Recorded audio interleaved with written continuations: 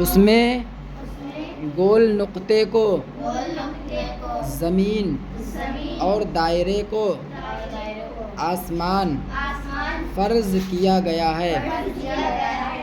ये देखो यहाँ पे इस नक्शे को बता रहे हैं। ये जो है ना, ये ज़मीन है और ये जो दायरे हैं ना, चारों तरफ से घेरे हुए हैं, 1 2 3 4 5 6 7, ये 7 दायरे आसमान हैं। तो ज़मीन बीच में है, चारों तरफ से ज़मीन को आसमान घेरे हुए हैं। ये नक्शा समझाया है। अभी मैं एक दायरा नक्शा बना करके समझाता हूँ सबक के आखिर में। उसमें गोल नुक्ते को ज़मीन और दायरे को आसमान फ़र्ज़ किया गया है। तो जिस तरह दायरा के बीच में ये गोल नुक्ता है, उसी तरह आसमान के ठीक बीच में ज़मीन टिकी है।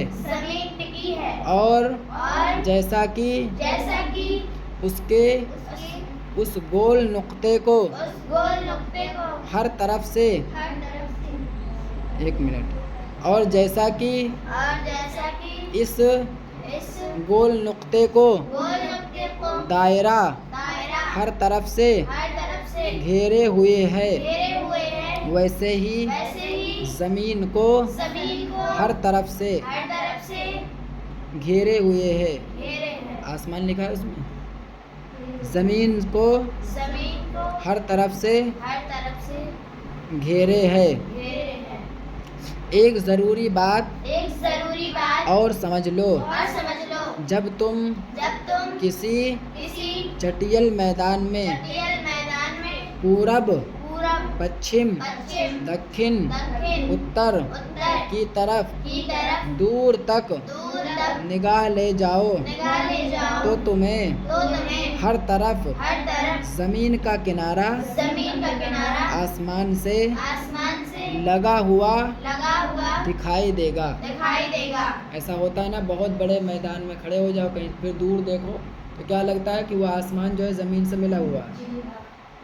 वही, हालांकि ज़मीन का किनारा कहीं भी आसमान से मिला हुआ नहीं है,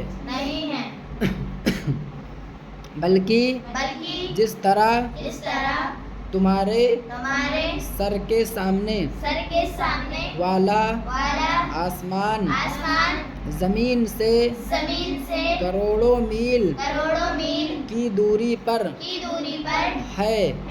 आसमान सामने देखो तो कितनी ऊपर आसमान है। तो जिस तरह यहाँ ऊपर आसमान है खूब ऊपर, ऐसे वहाँ जो दूर तुम्हें मिला हुआ दिख रहा है, वहाँ भी वैसे ही ऊपर आसमान है। जब वहाँ पहुँचोगे तो वहाँ मिला हुआ पाओगे। सिर्फ वो नज़र का धोखा है बस। यूं ही आसमान से ज़मीन का यही फासला हर जगह है। फिर ये ज़मीन का सिरा आसमान से मुत्तसिल क्यों दिखाई देता है? तो इसकी वजह, एक मिनट, फिर से पढ़ो। फिर ये ज़मीन का सिरा आसमान से मुत्तसिल क्यों दिखाई देता है? तो इसकी वजह ये है कि जब तुम्हारी आँख की रोशनी तुम्हारी आँख से निकल कर आगे बढ़ती है तो वो एक सीधी लकीर की तरह ज़मीन से गुज़रते हुए ठीक आसमान तक पहुँचती है। अब निगाह की सीध में जहाँ तक ज़मीन पड़ती है, वहाँ तक तुम्हें ज़मीन दिखाई देती है। और जहाँ से ज़मीन रफ्ता रफ्ता मुड़कर नीचे होती गई है, वो देखने में नहीं आती, क्योंकि निगाह की लकीर ज़मीन के उस हिस्से पर पहुंचकर मुड़ती नहीं, बल्कि सीधे बढ़ते हुए आसमान से लग जाती है। इसलिए दूर से देखने में आसमान और ज़मीन का किनारा दोनों मिले हुए मालूम होते हैं। कितने बड़े फ़लसफ़े को समझा दिया इन्होंने। ये देखो मैंने नक्शा बना दिया, इस तरीक़े से समझ लो। ये बीच में जो है ये ज़मीन है, और फिर उसके बाद में ये पहली ज़मीन मान लो, तो इसको ऐसे गोल गोल ये दूसरी ज़मीन ऐसे घेरे है, फिर इसको गोल गोल तीसरी ज़मीन घेरे है, फिर ऐसे गोल गोल चौथी ज़मीन घेरे है, फिर पांचवी ज़मीन ऐसे गोल गोल घेरे है, फिर उसके बाद छठी और सातवीं ज़मीन ऐसे घेरे है। ठीक है, ये 7 ज़मीनों के बाद अब आसमान आ जाता है। तो ये पहला आसमान है, यह आसमान। ठीक है, अब ये पहला आसमान है, तो पहले आसमान को दूसरा आसमान घेरे है, दूसरे को ऐसा तीसरा घेरे, तीसरे को ऐसे चौथा, फिर पांचवा, फिर छठा और सातवां, सब घेरे हैं। इस तरीक़े से ये नक्शा है ऐसे। तो ज़मीन गोल है, गेंद की तरह गोल है, उसको दूसरी ज़मीन घेरे, दूसरी को तीसरी, चौथी, फिर पांचवी, सातों ज़मीनें ऐसे हैं, फिर उसके ऊपर से आसमान है। तो सबसे बीच में ज़मीन है, आसमान, सातों आसमान और सातों ज़मीन के बीच में जो ज़मीन है अपनी, और इस ज़मीन को ज़मीनें, सातों ज़मीनें और सातों आसमान घेरे हैं। तो इस तरीक़े से ये गोल है।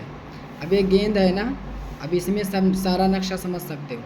जैसे इसमें इन्होंने बताया कि तुम कोई बहुत बड़े मैदान में खड़े हो जाओ, तो उसमें देखो जब खड़े हो करके, तो दूर तक तुम्हारी नज़र जाएगी तो लगेगा कि आसमान ज़मीन से मिला हुआ है, हालांकि मिला हुआ नहीं रहता। क्यों?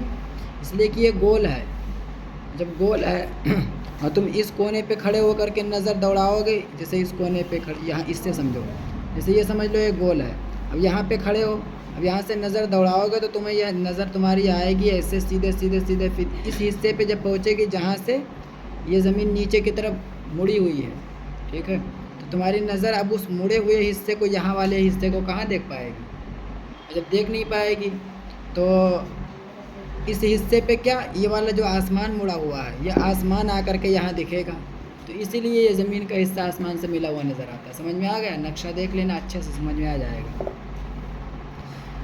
और जितनी मिसालें दे करके इन्होंने समझाई हैं, वो सारी मिसालें इसमें फिट कर लेना। और 7 ज़मीनें हैं, 7 आसमान हैं। अल्लाह ताला ने 7 ज़मीनें पैदा की, 7 आसमान पैदा किए।